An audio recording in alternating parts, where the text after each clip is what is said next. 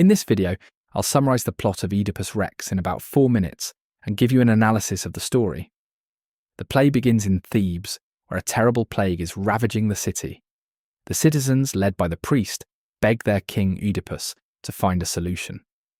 Oedipus, known for his intelligence and past victory over the Sphinx, has already sent his brother-in-law Creon to consult the oracle at Delphi. Creon returns with a message. The plague will end only when the murderer of the former king Laius is found and punished. Determined to save his people, Oedipus vows to uncover the truth and curses the unknown murderer, not realizing that he is condemning himself. Oedipus orders an investigation and seeks guidance from the blind prophet Tiresias. However, Tiresias hesitates to reveal the truth, warning Oedipus that he will not like what he discovers. When pressed, Tiresias declares that Oedipus himself is the murderer. Enraged, Oedipus accuses Tiresias of conspiring with Creon to overthrow him. Despite these accusations, the investigation continues, and Oedipus begins to suspect that his past may hold the key to Laius's death. As Oedipus delves deeper, he recalls a prophecy he received as a young man, that he would kill his father and marry his mother. Fearing this fate, he had fled his home in Corinth, believing his parents were King Polybus and Queen Merope.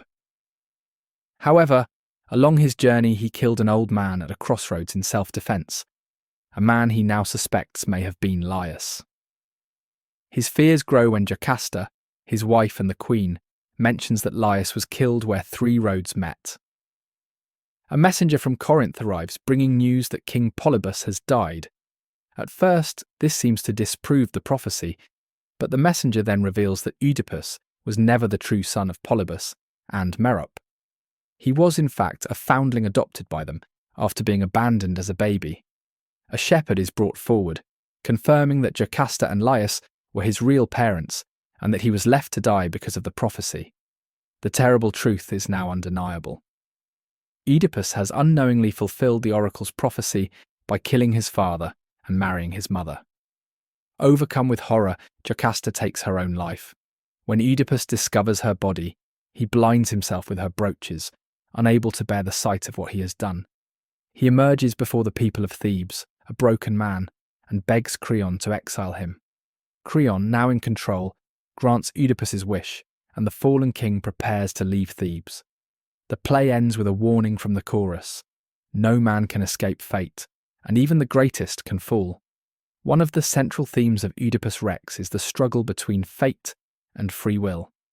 Oedipus spends his life trying to avoid his destiny, yet every action he takes brings him closer to fulfilling it. His intelligence and determination, once seen as his greatest strengths, ultimately lead to his downfall. The play suggests that fate is inescapable, but it also raises the question of whether Oedipus is responsible for his own suffering. While the gods may have set his destiny, it is his choices, killing a stranger in anger, relentlessly seeking the truth, that bring it to fruition. Throughout the play, sight and blindness function as powerful metaphors for knowledge and ignorance.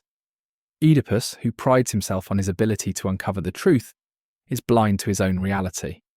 Meanwhile, Tiresias, the physically blind prophet, sees the truth clearly. In the end, Oedipus's literal act of self-blinding represents his shift from ignorance to painful awareness. The play suggests that knowledge can be dangerous and that humans, no matter how wise, have limits to what they can understand or